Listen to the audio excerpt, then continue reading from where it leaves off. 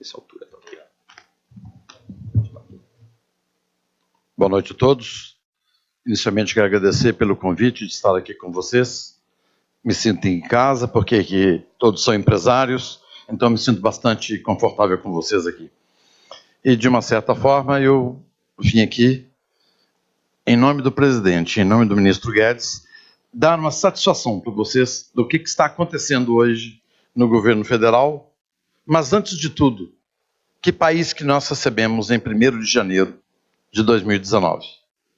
Então, é importante que a sociedade esteja, neste momento, bem informada sobre este país e o que este governo está fazendo.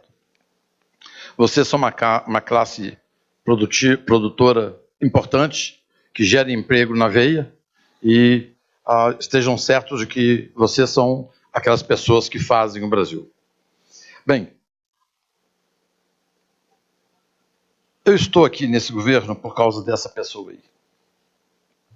Eu estou aqui por causa de Jair Messias Bolsonaro, porque talvez eu não estivesse no Brasil. E, de uma certa forma, como esse Brasil quase foi para o caos nas últimas eleições, eu me senti na obrigação, no dever, de contribuir com este governo, porque eu continuo morando aqui e espero que meus filhos e meus netos possam continuar vivendo aqui.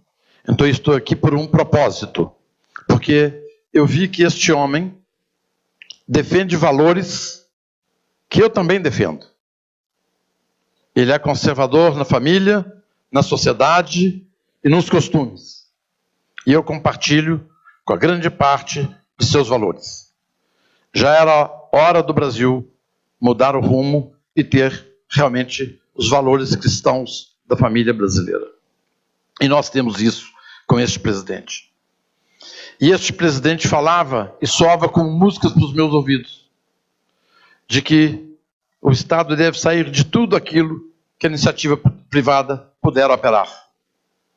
E eu nunca tinha ouvido isso ao longo de todos esses anos. Se me lembro de tantas eleições no Brasil, eu nunca tinha ouvido um candidato a presidente da República falar em nós vamos privatizar tudo que for possível. E este homem falou que vai privatizar tudo que é possível. Então, vocês verificam que desde que Jair Bolsonaro assumiu este governo, vocês não têm visto casos de corrupção. Está muito em voga falar corrupção atacado, porque talvez pequenos delitos em corrupção talvez possam existir, mas não existe corrupção nesse governo. Até este momento, nada foi explicitado. Então nós temos uma sociedade absolutamente diferente da sociedade que tínhamos no passado. E hoje as pessoas se sentem absolutamente livres para fazer seus comentários, inclusive contra o próprio presidente. A imprensa brasileira, devo registrar. E eu queria que vocês fizessem uma reflexão. Tem muito mais conteúdo para a nossa imprensa falar sobre os feitos deste governo, que eu vou mostrar para vocês na minha apresentação, do que pelo comportamento do presidente. No entanto, a imprensa dedica suas manchetes e páginas, na minha visão, a denegrir a imagem de um grande indivíduo que, se não fosse por ele, muitos de vocês não estariam aqui hoje. E nós estaríamos exatamente na direção da Venezuela. Então, de uma certa forma, eu pessoalmente guardo uma gratidão deste homem ser o nosso presidente. Caso contrário, seria a esquerda.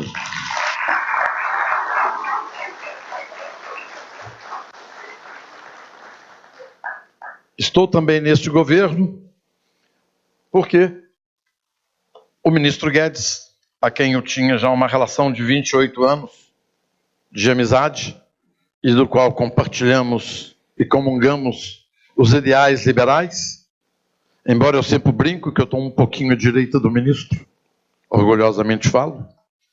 E ontem, quando nós jantamos juntos, ele sentou ao meu lado direito.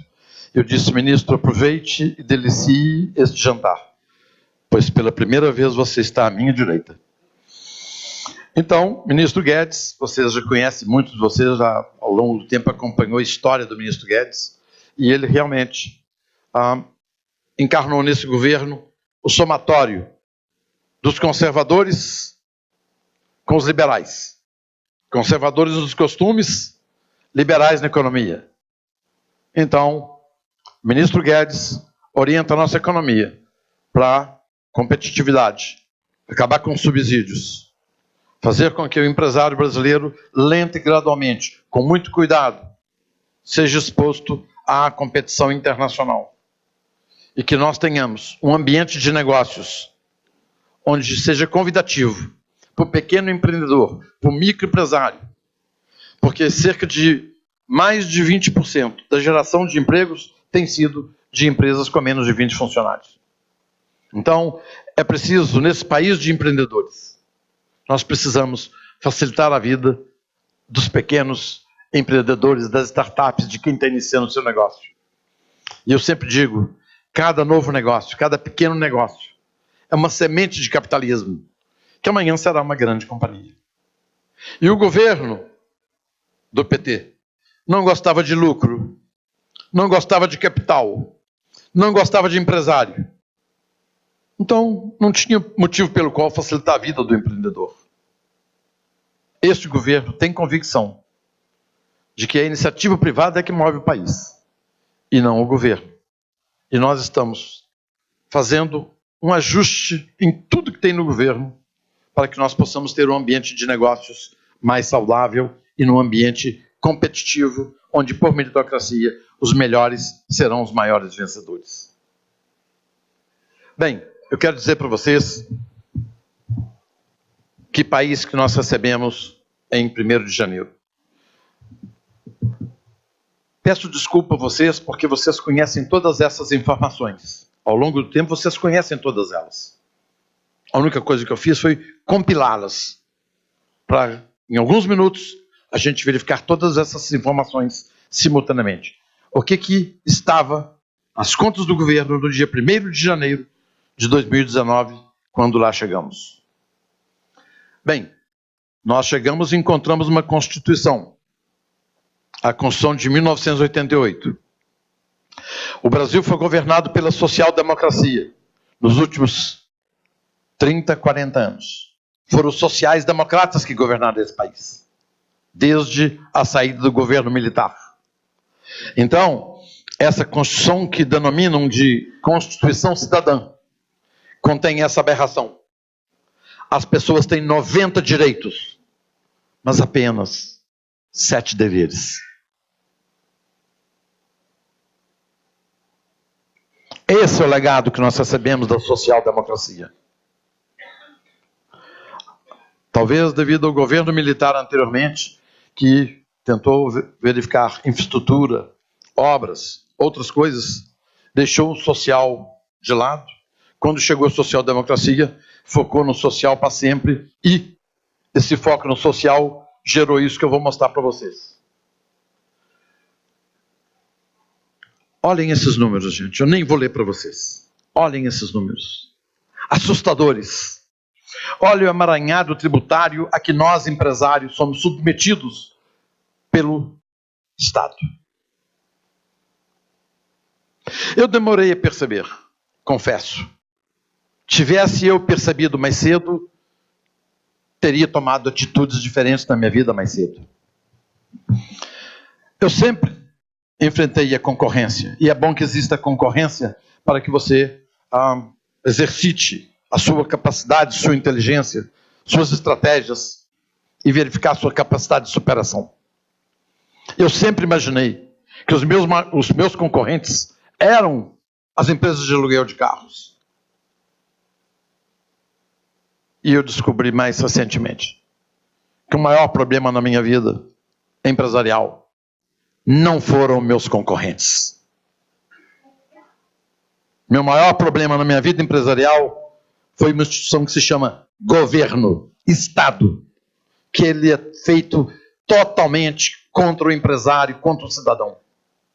Um Estado gigantesco que perturba a nossa vida. E eu gosto muito das palavras do presidente Jair Bolsonaro. Olha a intuição desse homem. Nós precisamos tirar o Estado do cangote do cidadão e do cangote das empresas. Não tem tradução melhor do que isso. É prazeroso saber que nós temos um governo que reconhece que o Estado está no cangote das pessoas e das empresas. Descobri tardiamente que o meu maior problema na minha vida empresarial foi o governo e o Estado. Se o Estado, pela sua natureza, é um mal necessário, temos que tê-lo do menor tamanho possível para que possamos controlá-lo. Então, chegamos no governo, encontramos esse volume. Imagina, um advogado por dia tem que ler 46 normas por dia. Ele vai passar o dia lendo as normas que foram editadas. Ele não consegue trabalhar. Então, isso aqui é o legado de um Estado centralista, um Estado socialista, um Estado regulador, um Estado que inferniza a vida do cidadão e do empreendedor. Tanta legislação para uma carga tributária que era, em 1937, 12%, nos anos 70, 20%, e hoje chega a 35%. Mas não é só 35%. Como o governo federal tem um déficit de 7%, a carga tributária é 35 mais 7, que ele gastou, deve, aumentou a dívida, 42%. Vejamos a carga tributária de 42% em apenas 5 exemplos, ok? Itália, 42%. França, 42%. Suécia, 42%. Áustria, 42%. Bélgica, 42%. Ou seja, meus colegas empresários, a carga tributária do Brasil é de Suécia. De um país que é o welfare state, cuida do cidadão do nascimento até a morte.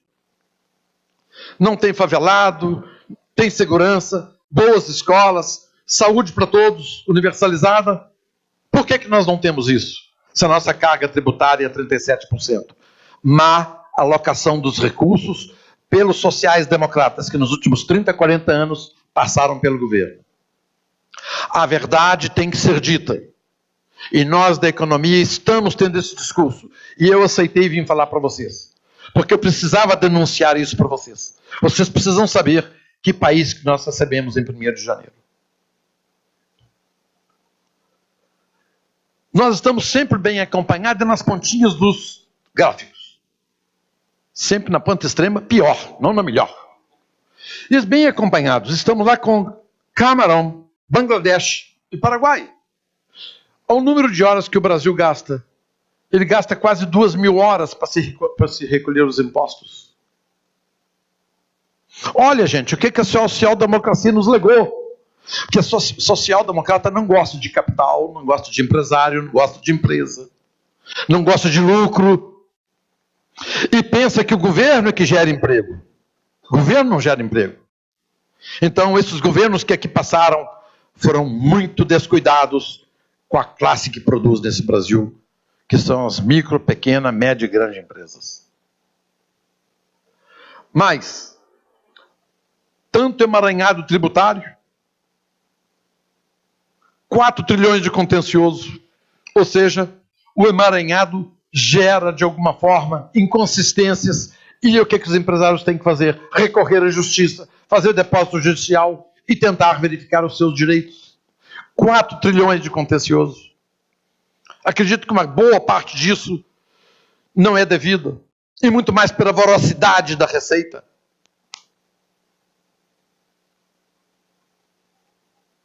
Empresário é tratado às vezes até como bandido, como um malfeitor, quando ele é fiscalizado. Não se parte o Estado, no princípio da boa-fé, àqueles que geram emprego e riqueza no país.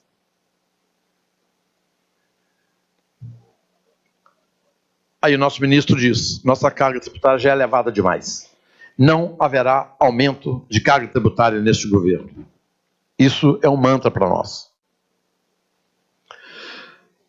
Bem, nós tivemos um crescimento de PIB, o maior crescimento de PIB dos anos 40 até os anos 80 foi o Brasil.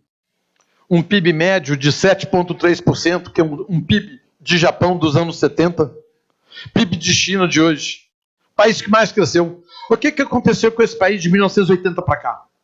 80, coincidentemente, vamos fazer a conta, 80 para 19, quanto que é? 39. Quem governou o Brasil nesses 39 anos? Social-democracia. A social-democracia assumiu o país e olha o que aconteceu. Gente, nós precisamos denunciar isso.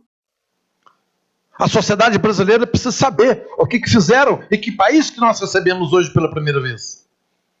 Eu gosto de brincar. Em 519 anos, pela primeira vez, os liberais têm 4 anos para poder fazer alguma coisa. E qual que é o histórico da Europa?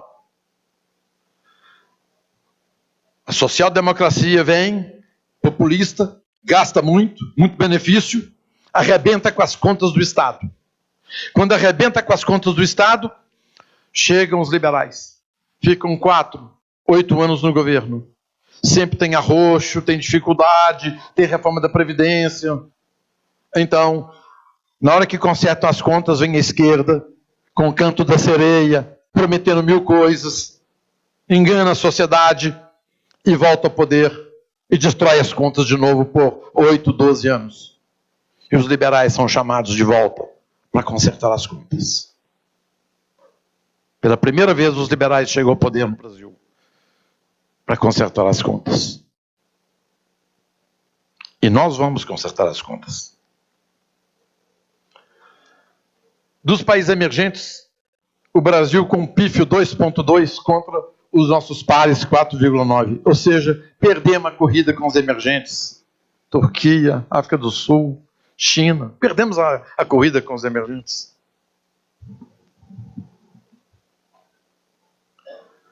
Eu gosto muito desse gráfico. Eu tenho vontade de andar com ele no bolso. O estado que mais produz no Brasil, um estado espetacular, o estado de São Paulo, que se encaixasse ele na Europa, seria um grande país europeu. Encaixasse ele nos Estados Unidos, seria um dos 5 maiores estados americanos. É o estado que mais produz.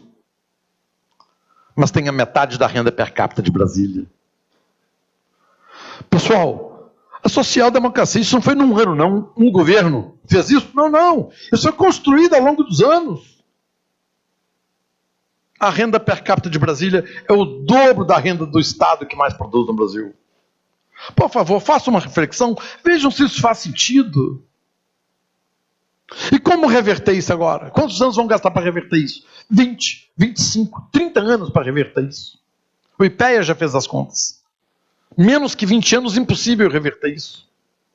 Ou seja, plantaram algumas coisas para esse governo e para os próximos governos que nós não conseguiremos resolver. Daí, o nosso ministro gosta de falar, nós queremos mais Brasil, menos Brasília, mais município, mais estado, menos governo federal. E daí vem o pacto federativo, que seria levar o dinheiro direto para o município e para o estado, para que estes não fossem a Brasília com pires na mão, pedindo dinheiro. Aí o déficit, que eu mostrei para vocês, 7% do PIB mais 35%, dá uma carga tributária de Suécia, 42%. Senhores, façam uma reflexão, por favor. Carga tributária de Suécia. Talvez um dos países, um dos 5 países mais modelos do mundo que nós temos, de qualidade de vida do cidadão, tem a mesma carga tributária brasileira. Onde alocaram os recursos os governos anteriores ao nosso? Eu gosto desse quadro. Esse quadro ele é horrível. Durante o período em que os militares estiveram no governo, nós tivemos um investimento de 6,4, 6,4, foi caindo gradualmente. E, depois que entrou a social-democracia, que foi Sarney, Collor, Itamar, FHC, Lula, Dilma, temos hoje menos de 1,7% de investimento.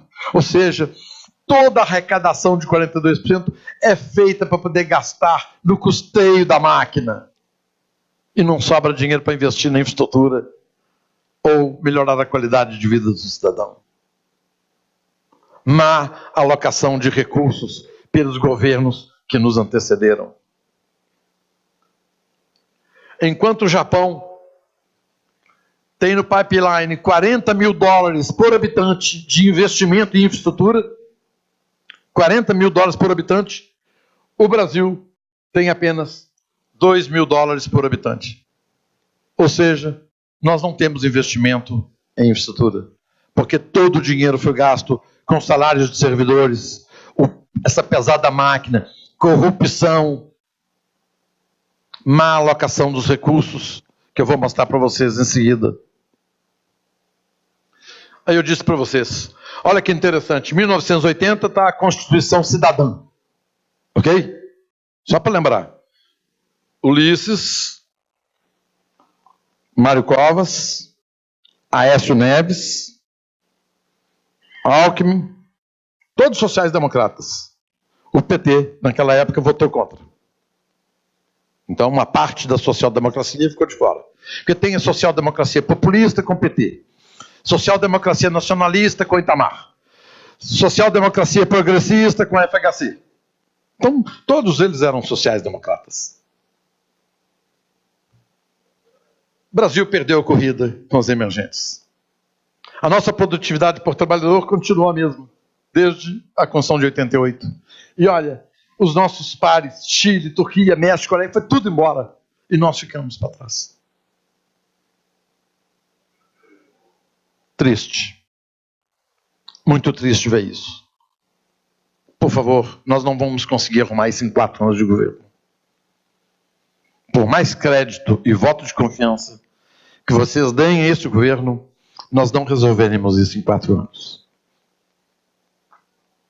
Tivemos uma greve de caminhões no ano passado, que atingiu o PIB, infernizou a nossa vida. Por que tivemos uma greve de caminhões? Para os petistas, cada beneficiário de um programa de governo, FIES, caminhoneiro, qualquer um, gera de 3 a 5 votos. Então fizeram um programa de venda de caminhão. Vendeu-se muitos caminhões. O filho do caminhoneiro comprou um caminhoneiro, o vizinho do caminhoneiro comprou um caminhão também. Não tinha carga para poder transportar. Não tinha PIB, o PIB não cresceu. Olha, gente, esse pessoal não sabia, não conhecia economia.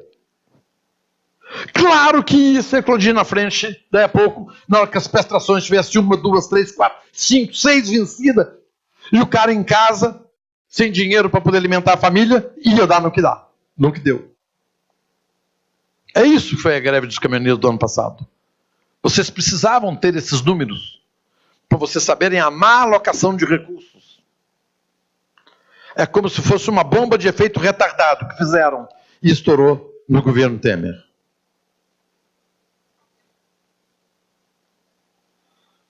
Dívida bruta do governo.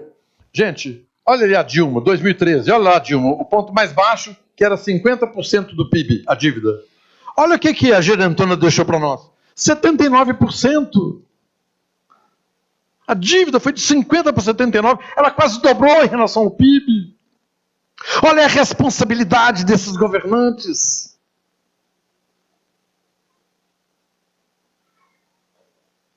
De uma certa forma, nós temos culpa. Todos nós aqui temos culpa. Porque nós vimos isso acontecer. Nós devíamos ter ido para a rua mais cedo, para não deixar isso acontecer. Hoje, nós agimos diferente. Os movimentos hoje são mais audaciosos e nós aderimos aos movimentos hoje. Então, de uma certa forma, hoje nós somos muito mais atentos. Graças a esse risco que nós tivemos, esse risco petismo que teve no Brasil. O Brasil está sempre bem acompanhado. Nesse caso, sempre na ponta do gráfico, na ponta ruim. Nesse caso, está perto do Egito, da Argentina e do Paquistão. Gente, olha a dívida bruta dos países. O Brasil é a segunda maior dívida bruta do mundo. Esse é o país que nós recebemos, gente. E temos uma dívida líquida hoje de 3,8 trilhões, que pagamos só de juro 350 bilhões por ano de juro, cujo dinheiro poderia ser 350 bilhões para construir creche, estrutura, saneamento, melhoria da merenda escolar, computadores para todas as crianças de periferia, melhorar o Bolsa Família, enfim. E essa despesa do governo, 35% vai para a Previdência. Nós devemos, de alguma forma, entender que... sempre que eu falo assim, o Brasil está sempre na extremidade ruim, ok? O maior programa de transferência de renda do mundo é do Brasil. Transfere renda da sociedade, da base da pirâmide, para um grupo de privilegiados. 1 milhão de funcionários públicos. Alguns aposentam entre 29 mil reais no executivo, 30 mil no judiciário, 31 mil em outros órgãos de governo federal. E nós, a sociedade privada, que geramos emprego e produzimos, temos uma média de aposentadoria de R$ 1.300. Olha o que eles fizeram gradualmente. Eles foram transformando de tal forma e se defendendo. E temos o maior programa de transferência de renda do mundo. A distribuição de renda está ruim, tem que aumentar imposto, tem que fazer isso com o empresário ou com o rico. O maior problema da distribuição de renda do mundo, do Brasil, é um país concentrador de riqueza, que é o Brasil. Que também recebemos esse legado. A nossa segunda maior despesa são os juros, que consomem 19% da arrecadação. E em seguida, a folha de pessoal e encargos, 18%. Bem, resolvemos. Olha a nossa previdência em relação a todos os países. Todo mundo com a vida mais ou menos bem resolvida. Nós estávamos com a vida desse jeito. Por sorte, nós conseguimos fazer uma boa reforma da previdência agora. Bem, gente, estou dizendo números para vocês. Durante o governo petista, o número de servidores passou de 500 mil para 800 mil. Agora eu pergunto para vocês, melhorou a qualidade de serviço público para nós? Melhorou a segurança? Acabou a fila de hospital? Sem que houvesse contrapartida. Houve um brutal aumento, porque 300 mil funcionários, vezes 3 ou vezes 5, vai ser 900 mil ou 1,5 milhão de votos. É isso que fizeram. Gosto muito também desse aqui. Reparem que não tem fundo de empresa privada, né? Petros é o fundo da Petrobras, Funcef da Caixa, Previ do Banco do Brasil, Postales do Correios. 61 bilhões de furo, nós encontramos de 1º de janeiro. Gente, 61 bilhões de furo. Você vai pagar um pouquinho, a sua empregada doméstica, o pipoqueiro que estava ali na porta. A sociedade brasileira vai pagar 61 bilhões. Para quem? Para aqueles funcionários que trabalham na Petrobras, na Caixa, na Previ e no Postales. Transferência de renda da sociedade de 210 milhões de brasileiros para um grupo seleto de 250 mil funcionários. Nós precisamos dizer essas verdades. Não dá mais para esconder o sol com a peneira. Nós vamos pagar essa conta. Essa é a parte da patrocinadora, que é o governo federal. Essa é a nossa parte. Como pode Vocês já ouviram falar em rombo em fundo de pensão privado? Se tiver, vocês me mostrem, por favor. Não existe isso. Porque as coisas públicas, em princípio, são de ninguém. E os governos que passam... Só para lembrar, o Postales, gente, é aquele fundo que comprou títulos da Venezuela. Só para lembrar a que descalabro chegou. Porque nós temos que reduzir o tamanho do Estado. Gosto muito também desse gráfico. A linha de baixo é os juros que o BNDES emprestou. A linha de cima é os juros de mercado. Trocando tudo em miúdo, nós transferimos 196 bilhões de reais de nós, a população, do pipoqueiro, da sua empregada doméstica, do seu vizinho, Nós transferimos para JBS, Cuba, Venezuela e outros emprestando dinheiro barato. 196 bilhões aplicados no Minha Casa Minha Vida, não teria nenhum brasileiro sem casa. Nenhum brasileiro ficaria sem teto. Opção, alocação de recursos. A social-democracia preferiu privilegiar os campeões nacionais e fazer relações internacionais à custa do cidadão brasileiro. Não parou ainda não, gente. Eu vou parar aqui agora que eu estou vendo que alguns estão passando mal, estou vendo. O Estado se mete a ser banqueiro. Perdemos 27 bilhões com a Odebrecht. Imagina 27 bilhões em creches para crianças de 3 a 6 anos na periferia para que as mães pudessem trabalhar.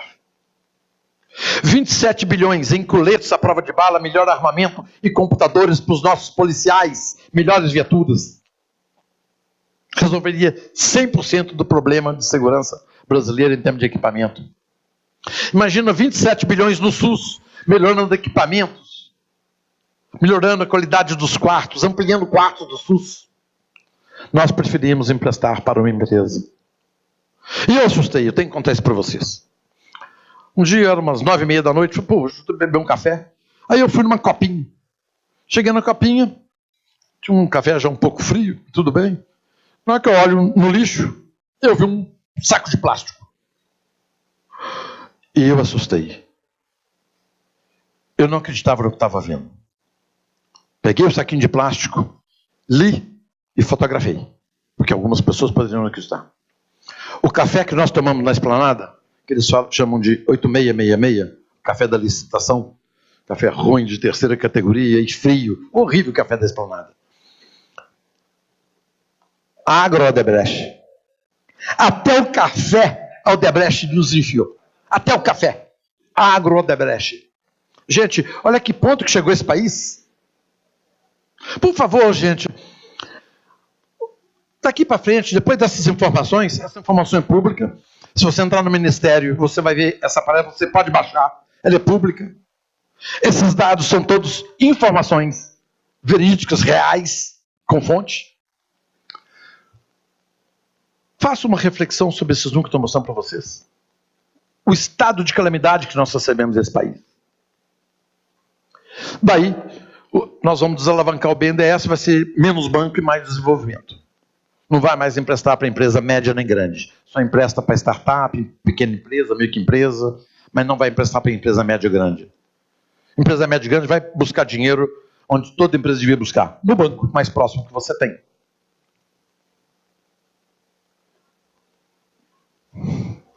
$12 milhões de desempregados. E aqui eu tenho uma novidade para contar para vocês, que vocês já sabem, mas vocês não fizeram essa avaliação. Só tem desempregado na iniciativa privada. Não tem desempregado no serviço público.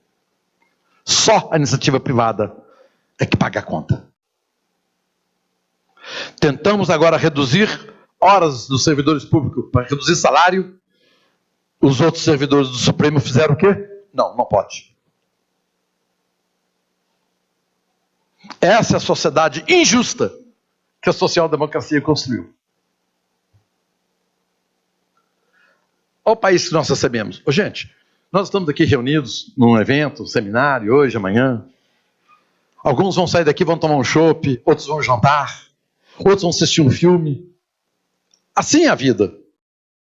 Um Vietnã por ano no Brasil, em homicídios. Um Vietnã por ano. E para nós já é normal. Um Vietnã por ano. O país de maior número de homicídios do mundo. Nós somos o campeão de homicídios. A outra linha vermelha é por cada 100 mil habitantes, mais de 30 homicídios. Rapidamente, eu vou só correr rapidamente para vocês verem aqui. Olha o Brasil, a colocação do Brasil no índice de desenvolvimento humano, de direitos de propriedade. Imagina, direito de propriedade, é a coisa mais sagrada que tem, a coisa é sua. E você não tem segurança. Liberdade de expressão, liberdade econômica, global de competitividade, doing business, Sempre o Brasil está nas pontas dos gráficos, mal acompanhado. Nesse momento ele está acompanhado pelo Paquistão e Etiópia, em abertura comercial. Gente, é isso que nós recebemos. Em 4 anos, não vai ser possível fazer aquilo que a gente gostaria. Não tem mágica na economia. Uma grande caminhada começa com o primeiro passo. Nós estamos dando os primeiros passos e esperamos que o próximo governo possa continuar o trabalho que nós estamos fazendo.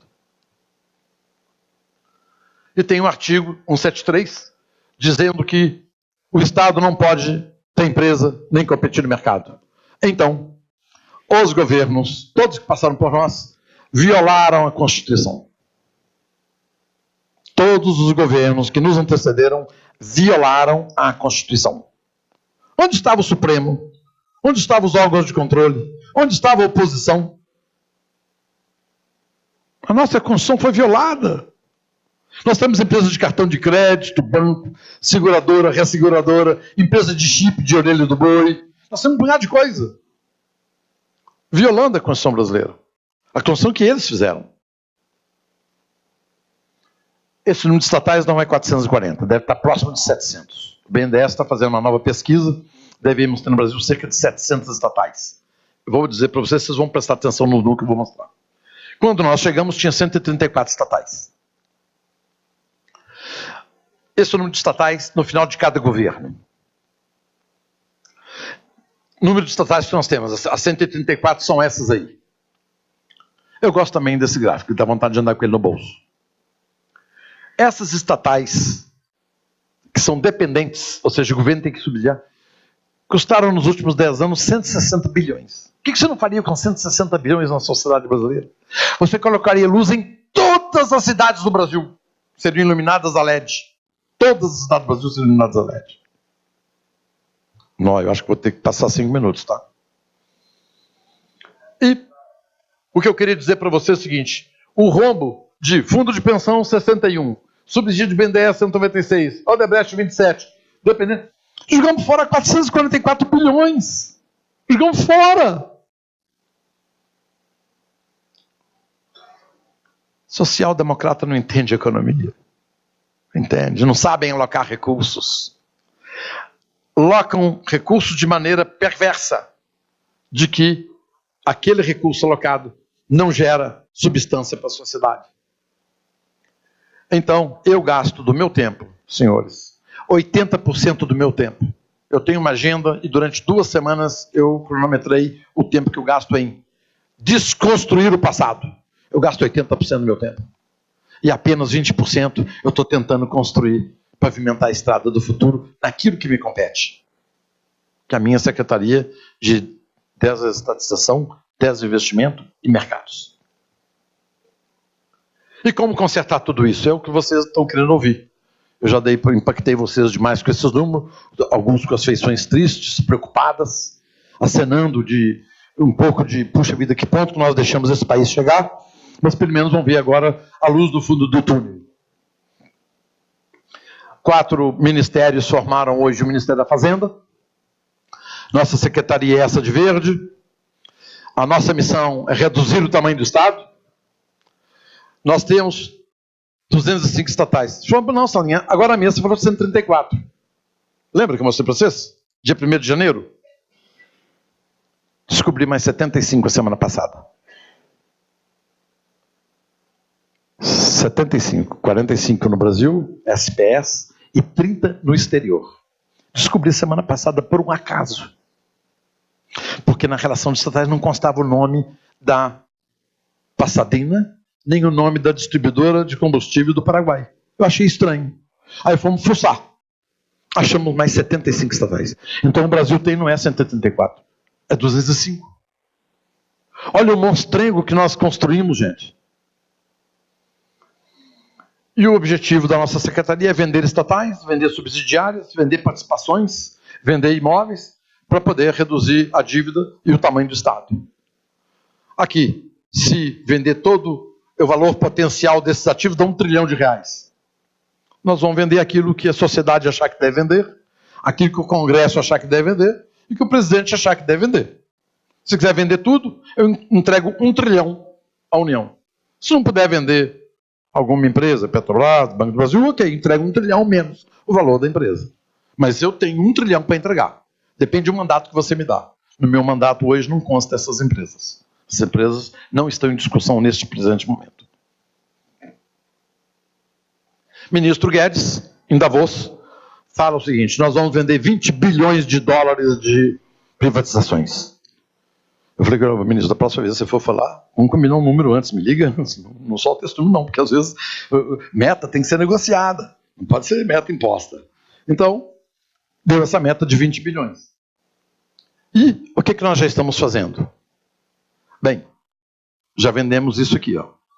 Já vendemos ações do IRB, vendemos a nossa distribuidora de gasolina no Paraguai. Imagina, o Estado tinha uma rede de postos de gasolina no Paraguai. Imagina, vender gasolina no Paraguai, vende gasolina no Uruguai. Nós não temos gás encanado em Belo Horizonte, mas nós temos gás encanado em Montevidéu, da Petrobras.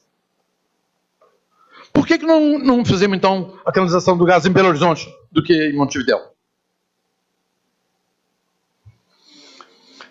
Vendemos ações da Petrobras, vendemos a TAG, IRB, o resto do IRB, Neo Energia, a BR Distribuidora, algumas concessões, e dos 20 bilhões, nós estamos hoje no dia 18 de setembro, nós já atingimos 19,3 bilhões da meta, e a semana que vem, com a conclusão da Liquigás, nós passamos então a meta dos 20 bilhões. Temos que...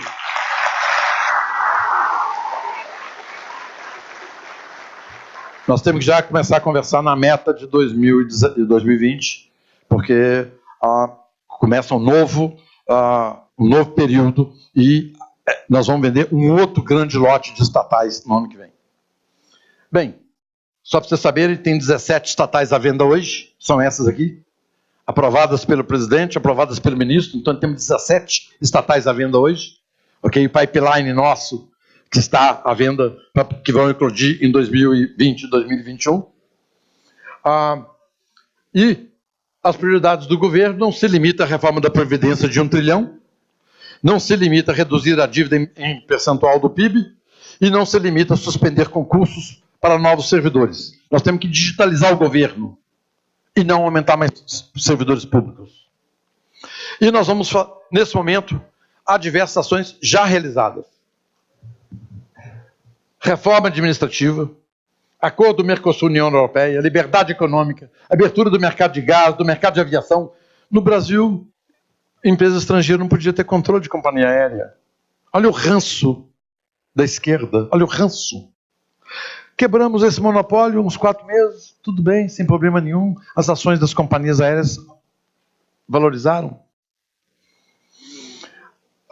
Tivemos a redução da alíquota de depósito compulsório pelo BC, liberação de fundo de garantia, Banco Público Federal devolvendo os empréstimos ao governo, fizemos 13º Bolsa Família, ficha limpa para cargos nomeados, pente fino do INSS, governo digital e as NRs do trabalho. Um dia eu recebi uma fiscalização no meu Aras, eu tenho um Aras próximo de Belo Horizonte.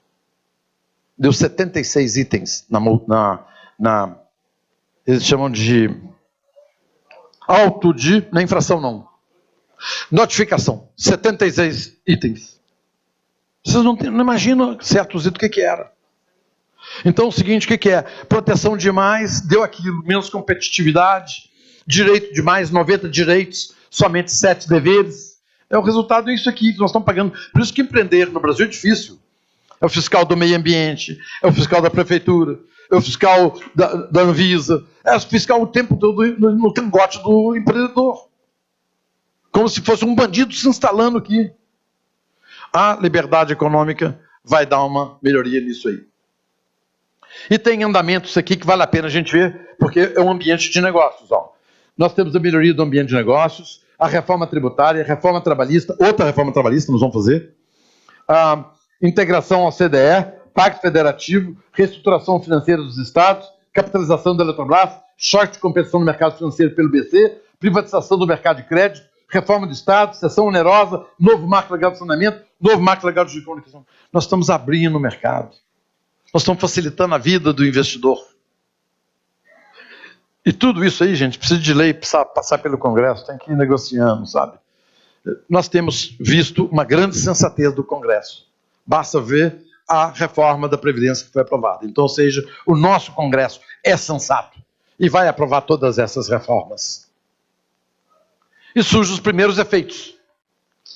Pela primeira vez desde 2003, o crédito privado volta a ser o maior crédito do mercado em vez do público. Ou seja, nós estamos enxugando os bancos estatais e permitindo que os bancos privados é que corram risco de crédito, que a gente não tenha que emprestar 27 bi ao Odebrecht. CDS, ontem, 121, o mais baixo CDS que nós tivemos até hoje, 121 ontem. Por isso que o nosso juro baixou hoje. Então está aqui o juro de 5,96, que não é 5,96, baixou o juro hoje. E de fato, com juros baixos, o mercado da construção voa. Então, por isso que é importante nós termos uma inflação baixa, ter as contas públicas ajustadas, gastar menos do que arrecada, coisa que somente os liberais têm esse cuidado. Porque os outros populistas preferem gastar, dar jeitinho nas contas, fazer bicicletas, fazer pedaladas, mas se não souber fazer conta, e se a despesa não for menor do que a receita, sempre teremos problema. Já finalizando, o número de homicídios caiu 22%, gente. Só de chegar Bolsonaro, já caiu 22%. Invasão de terra, teve uma este ano. Uma invasão de terra. Só de chegar um presidente que tem moral e cuida dos valores da família, da sociedade e dos costumes. Invasão de propriedade privada é crime. Aí o pessoal está todo de barba de molho. Nós temos um presidente, gente, que eu disse para vocês que, pessoalmente, as pessoas não têm que ser igual. Eu tenho muita gratidão, porque eu estou aqui hoje por causa dele. Se tivesse o concorrente dele ganhado, eu talvez não estivesse aqui. O nosso presidente é intuitivo. É uma pessoa fantástica. É um indivíduo correto. É um indivíduo que quer o bem do país. E as pessoas ficam preocupadas com o comportamento do presidente. Eu estou mais preocupado com os valores do presidente. Nós não temos que ter um presidente absolutamente o melhor presidente de todos os tempos. Tudo impecável em todos os seus pontos. Não. Nós temos que ter um presidente que é um ser humano, um homem de carne e osso, mas que está conduzindo o Brasil para o rumo certo. O Brasil era uma locomotiva atolada no brejo. Imagine desatolar uma locomotiva do brejo. Nós desatolamos essa locomotiva e colocamos em cima do trilho com a reforma da Previdência. Agora, com todas essas reformas, a locomotiva está no trilho e vai seguir no caminho da prosperidade. Isso nós devemos a esse presidente. Bem, tudo isso vai permitir transformar o Brasil numa sociedade aberta, plural, democrática, no caminho da prosperidade. Mas, se nós não reduzirmos esse gigantesco Estado, que é obeso, lento, burocrático, oneroso para nós cidadãos, e inferniza a nossa vida. O Ministério não permitiu escrever inferniza. Mas eu posso falar. Está lá, interfere, porque está publicado. Mas eu só falo, inferniza a vida. Nossa vida é infernizada pelo Estado o tempo todo. Então nós temos que reduzir o tamanho do Estado. Meus caros colegas empresários,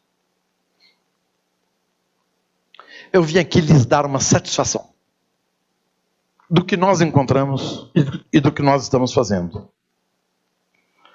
É lamentável que um governo entregue para outro um país tão esfrangalhado quanto esse que nós recebemos. Mas estamos convictos que nesses 3 anos e 3 meses de governo que ainda temos, vamos fazer muito para mudar brutalmente as contas desse país e transformar o Brasil num país onde as pessoas possam ser mais felizes. Obrigado. Boa noite.